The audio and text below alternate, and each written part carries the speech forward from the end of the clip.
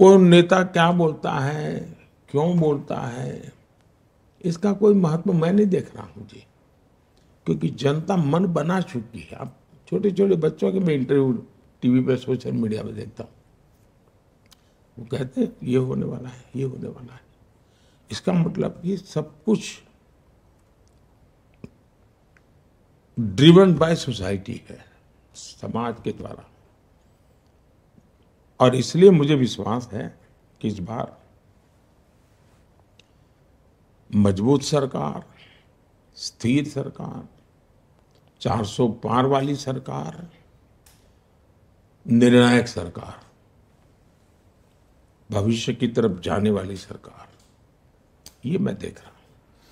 मोदी जी, मैं जब आप बात करते हैं 400 पार का और कि बीजेपी 370 के पार जाएगी, एनडीए 400 के पार जाएगा, तो इसमें थोड़ा मैं अगर स्पेसिफिक्स में आपको लेके जाऊं, कई स्टेट्स ऐसे हैं, यूपी हो, बिहार हो, राजस्थान हो, छत्तीसगढ़ हो, मध्य प्रदेश हो, इसमें बीजेपी एक तरह से सैचुरेट पिछले इलेक्शन में कर गई, तकरीबन पूरा स्वीप हुआ। तो ये जो गेन्स हैं, जो 303 से 370 की जो जर्नी आप कह रहे हैं कि होगी, ये गेन्स आप किन स्टेट से देख रहे हैं? क्या ये दक्षिण भारत से आएगा, क्या ये बंगाल से आएगा, उड़ीसा से आएगा, आंध्रा तेलंगाना से आएगा? आपका थोड़ा अगर माइक्रो असेसमेंट हमें मिल पाए कि कैसे बढ़ेगा। देखिए, मैं गुजरात से आता हूँ, तो गुजरात में हम कई समय से लोग 2/3 मेजोरिटी से लेते थे, तो सोचने वालों का भी एक स्टैग्नेंसी जैसा हो गया था, उससे अधिक सोच ही नहीं पाते थे। अब मेरे से जब बात करते थे, क्या मोदी जी अब 2/3 मेजोरिटी, 3 दशक हो गए, मैंने कहा क्या बात करते हो जी, मुझे बहुत प्यार। और जब 156 हम जीत के आए उनके लिए अचरज था। अब ये 156 कहाँ से निकलेगी? तो कागज लेके बैठोगे तो नहीं दिखावा बैठेगा। अगर आपको लगता है कि इतना सारा सैचुरेशन होगा, क्या होगा, मैं देखूंगा कि राजस्थान में मेरे अगर 25,000 बूथ है, पिछली बार मैं अगर 5,000 बूथ में पीछे था, तो इस बार मैं 5,000 में हूँ या 3,000 में हूँ या 2,000 में, मेरा हिसाब किताब अलग है जी। तो इसलिए मेरे लिए कोई चीज अंतिम नहीं है, मैं लगातार उसमें भी नया, फिर मैं ये देखता हूँ, मान लीजिए मुझे एक बूथ में विजय मिला, तो मैं पूछता हूँ अच्छा वोटिंग क्यों ज्यादा नहीं हुआ, वोटिंग ज्यादा हुआ तो वोट क्यों ज्यादा नहीं मिला। मैं इतनी बारीकी से प्लान करता हूँ, और मैं मानता हूँ कि चुनाव है ये एक बड़ा विज्ञान है, ये सिर्फ आंकड़ों का खेल नहीं है जी। और कैंपेन है वो एक केमिस्ट्री है, आपकी केमिस्ट्री कैसी बनती है उस पर है। और इसलिए मेरे लिए अगर नंबर में आपको लगता है कि इस राज्य में तो कुछ नहीं, तो लेकिन उसके सिवाय भी मुझे वहां बहुत कुछ लाना है। तो एक बात, जहां तक राज्यों का सवाल है, इस देश में कई राज्य ऐसे हैं कि जहां अभी भी हमारे पास स्कोप है। अब जैसे अंडमान निकोबार, पिछली बार हम नहीं थे, इस बार हम आएंगे। यानी ऐसी एक एक गिनते जाओगे तो आपको अच्छा, हाँ यार मोदी ने बराबर हिसाब कर लगा के रखा है। तो मेरा पक्का मत है कि हम बहुत सी जगह पे हम काफी कुछ करेंगे इस बार, क्योंकि दक्षिण भारत आपका एक बड़ा फोकस भी रहा है सिलेक्शन। ऐसा है कि मेरा फोकस पूरा हिंदुस्तान है, मैं टुकड़ों में नहीं सोचता, और चुनाव के लिए मैं काम नहीं करता हूं। हम जीत करके इसलिए नहीं आए हैं कि अगली सरकार कैसे बनेगी, हम जीत करके इसलिए आए हैं कि आने वाले 5 साल में देश कैसा बनेगा। और इसलिए मेरी पूरी तपस्या या मेरा फोकस देश बने इसके लिए है। और जब देश बनाना है तो हिंदुस्तान का हर हिस्सा उसमें उतना ही, जैसे G20 मैंने किया, तो मैंने ये नहीं कहा कि बीजेपी के राज्यों में G20 होगा, हिंदुस्तान के हर कोई, अंडमान निकोबार में भी G20 होगा, लक्षद्वीप में भी G20 होगा। मैं पूरे देश को लेकर के चलता हूँ। सर, इसी से जुड़ा हुआ एक सवाल है कि आप जब भी आप सत्ता में रहे हो, चाहे वो सीएम रहे हो, आप पीएम रहे, कभी उड़ती है बात कि ना खाऊंगा ना खाने दूंगा, एक नारा उठता है, भले ही आप ना देते हो, ना सोऊंगा ना सोने दूंगा। अब बात हो रही है एपेटाइजर 10 साल था, अब मेन कोर्स आना बाकी है। तो अब ये मेन कोर्स क्या है आने वाले थर्ड टर्म के लिए?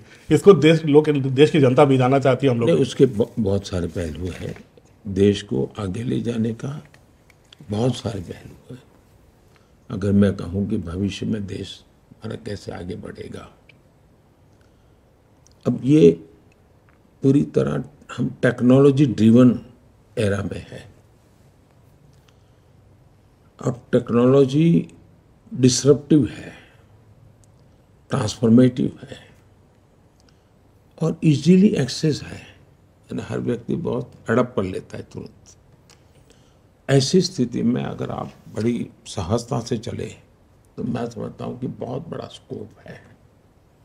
जहाँ तक मैं खाता नहीं, खाने देता नहीं, उसको आज की जो मेरी वो देशी भाषा है, आप लोग जो इस दुनिया से हैं वहाँ कहते हैं करप्शन के प्रति जीरो टॉलरेंस, तो वो मेरा रहेगा ही।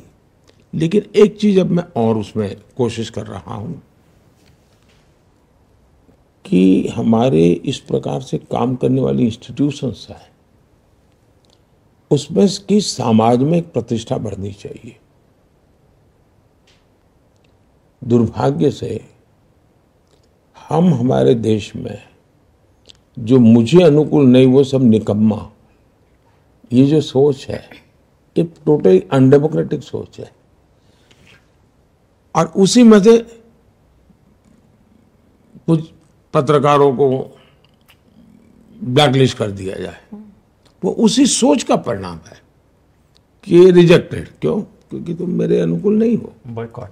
वो अनडेमोक्रेटिक है, लोकतंत्र की हत्या है वो। और इसलिए हमारी इंस्टीट्यूशंस के साथ भी वही हो रहा है। जैसे एक पत्रकार के साथ हो रहा है, तो मेरे अनुकूल नहीं तो निकम्मे। तो इंस्टीट्यूशन, तुम मेरे घर पे रेड मत करो, मैं तो चोरी करता रहूंगा, तो इंस्टीट्यूशन निकम्मी। ये जो लॉजिक चला है, मैं उसका उपाय क्या? उसका उपाय यही है कि हमने ऐसी शख्सियत और ऐसे शक्तियां उसकी प्रतिष्ठा बढ़ा लीजिए। इनकी सामाजिक प्रतिष्ठा इतनी बढ़ाओ कि फिर कोई उसको हाथ नहीं लगा पाएगा। और मैं पक्का मानता हूं कि आने वाले दिनों में जब देश समझेगा कि भाई ये 2200 करोड़ रुपयों के ढेर टीवी के सामने दिख रहे हैं पहाड़ नोटों के, तो लोग देखें यार कोई तो सिस्टम होगी जिसने पकड़ा होगा। तो पता चलता है अच्छा वो इंस्टीट्यूशन है, वो संस्था है, वो संस्था है। तो उसके जैसे सेना के प्रति आज एक सम्मान का भाव है, वैसा ही सम्मान का भाव जो देश के लिए काम करने वाले इंस्टीट्यूशंस है उनके पास होना चाहिए। तो वो भी मेरा एक मिशन है। जब प्रतिष्ठा बढ़ती है तो उनकी अपनी बुराइयां होती है वो भी कम होती है। उनके भीतर कभी कभी बुराइयां जो आती हैं, आप मान सम्मान और तो उसको लगता है जीवन में बहुत मिल गया है जी, वो बुराइयों से बचता है। तो वो भी एक मनोवैज्ञानिक रूप से एक तरीका होता है। तीसरी बात है कि लोगों को तो ये लगेगा ठीक है सरकार ने पैसे ले लिए, हमारा क्या। तो मेरी कोशिश ये है कि न खाऊंगा न खाने दूंगा, वो आगे है। जिसने खाया है वो निकालूंगा और जिसका खाया उसको खिलाऊंगा। और इसलिए जैसे केरला में जो कोऑपरेटिव बैंक का नेटवर्क है वो लेफ्टिस्टों का है, ये वहाँ जो पार्टी है उसका है। इन्होंने क्या किया, ये लेफ्टिस्टों के लिए बाहर छवि ऐसी है कि दूध के धुले हुए हैं। उन्होंने कोऑपरेटिव बैंक में एक बहुत बड़ा स्कैम किया हुआ है। गरीबों के पैसे हैं, मिडिल क्लास के पैसे हैं, सैलरी वाले सोसाइटी उसके पैसे